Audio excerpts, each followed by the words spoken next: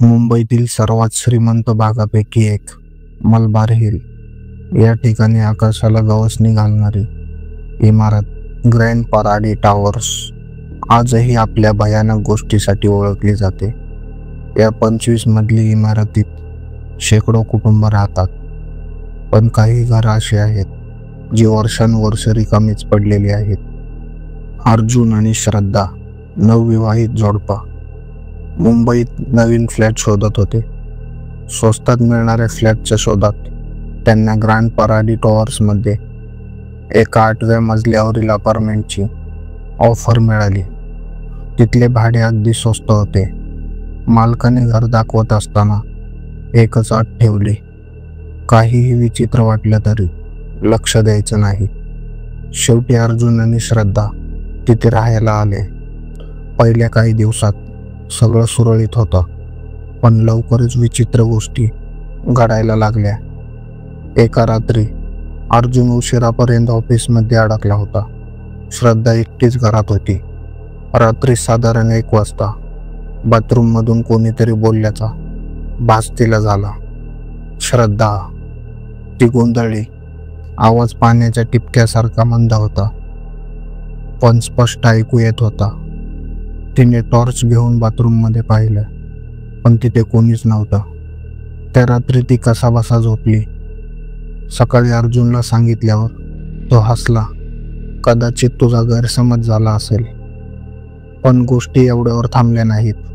दुसऱ्या दिवशी जेव्हा अर्जुन ऑफिसला गेला, श्रद्धा स्वयंपाकघरात काहीतरी करत होती. अचानक तिला खिडकीच्या काचेवर एक चेहरा दिसला.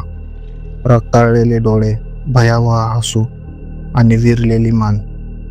तिने किंचाळून दार उघडलं, पण तिथे कोणीच नव्हतं. त्या रात्री अर्जुन घरी परतला तेव्हा त्याला ती खूप घाबरलेली दिसली.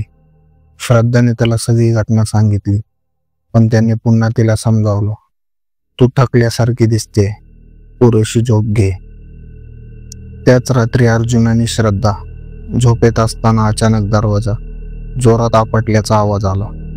अर्जुन जागा झाला आणि तो पाहू लागला. क्षणी खोलीतला बल्ब मंद होत गेला आणि समोरच्या आरशात त्याला एक आकृती दिसली. त्याचं प्रतिबिंब नव्हतं. हा अपार्टमेंट शापित आहे. श्रद्धाचा थरथरता आवाज ऐकून अर्जुन गडबडला. दुसऱ्या दिवशी त्यांनी इमारतीच्या इतिहासाची माहिती काढायचं ठरवलं. तिथल्या जुन्या रहिवाशांनी त्यांना जे सांगितलं ते ऐकून त्यांच्या अंगावर काटा आला. ग्रँड पराडी टॉवरच्या 8व्या मजल्यावर 20हून अधिक आत्महत्याचे प्रकार घडले होते. पण सर्वात भीतीदायक गोष्ट म्हणजे लोकांनी अनेकदा इमारतीत अर्धवट शरीर असलेल्या आकृत्या पाहिल्या होत्या. अर्जुन आणि श्रद्धाला कळून चुकलं होतं की त्या अपार्टमेंटमध्ये काहीतरी भयंकर होतं. दुसऱ्याच दिवशी त्यांनी तिथून निघायचा निर्णय घेतला. पण शेवटच्या रात्री त्यानंतर नेमकं काय घडलं?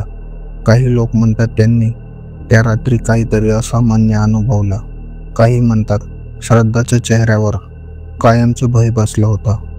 मुंबईच्या ग्रँड पराडी टॉवर्सच्या 8व्या मजल्यावर असलेली ती भयंकर गोष्ट अजूनही लोकांच्या मनात घर करून आहे. अर्जुन आणि श्रद्धाने तिथून निघायचा निर्णय घेतला खरा, पण त्या अपार्टमेंटचा इतिहास त्यांना पूर्ण समजला तेव्हा ते हादरून गेले. ही इमारत 1970 मध्ये बांधली गेली आणि सुरुवातीला ती अत्यंत प्रतिष्ठेची मानली जात होती.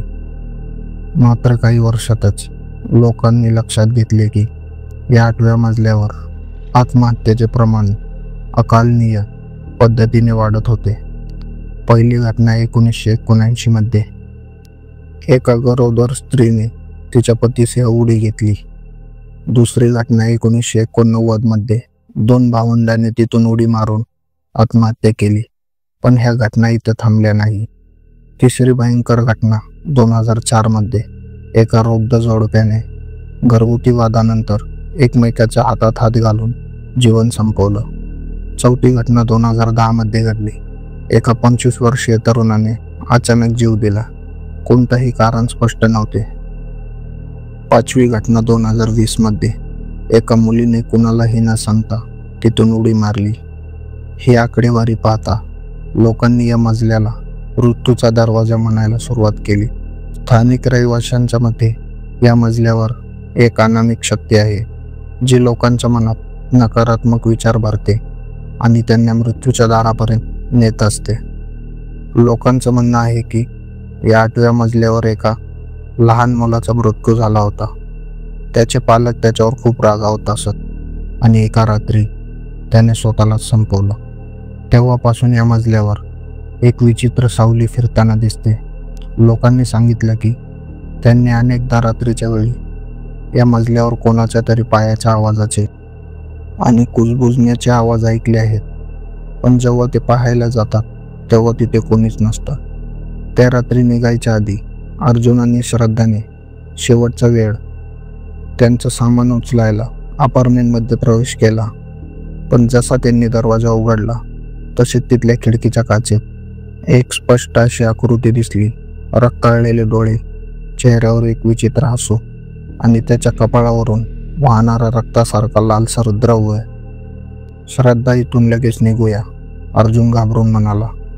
ते बाहेर पळायला धावत असतानाच अचानक अपार्टमेंटचा दरवाजा जोरात आपटला आणि खोलीतील दिवे अचानक बंद झाले. श्रद्धाने तीन चाळत अर्जुनचा हात पकडला. दोघंही धावत पायऱ्यापर्यंत पोहोचले. त्यांच्या मागे कोणीतरी चालत असल्याचा आवाज त्यांना स्पष्ट ऐकू येत होता. जेव्हा ते शेवटी बाहेर पडले तेव्हा त्यांनी मागं वळून पाहिलं. 8व्या मजल्याच्या एका खिडकीतून कोणीतरी त्यांच्याकडे पाहत होतं. अंधारात चमकणारे डोळे आणि गॅलरीमध्ये आत्महत्या केलेले सर्व आत्मे थांबलेले दिसले. त्या रात्रीनंतर अर्जुन आणि श्रद्धा परत त्या इमारतीला कधीच फिरकले नाहीत. आजही 8वा मजला रिकामाच आहे आणि रात्रीच्या वेळी तिथून येणारे आवाज लोकांच्या अंगावर काटा आणतात. अनेकांनी त्या मजल्यावर एक अनामिक दडपण जाणवल्याचं सांगितलं आहे. काही लोक म्हणतात की तिथे जाणाऱ्या अनेकांना आत्महत्येचे विचार येऊ लागतात, त्यामुळे तिथे आता कोणीही राहत नाही. अजूनही रात्रीच्या वेळेस त्या मजल्यावरून येणाऱ्या कुजबुजणाऱ्या आवाजामुळे संपूर्ण इमारतीत एक गूढ आणि भीतीदायक वातावरण असतं. ग्रँड पराडी टॉवर्सच्या 8व्या मजल्याचं रहस्य अजूनही सुटलेलं नाही.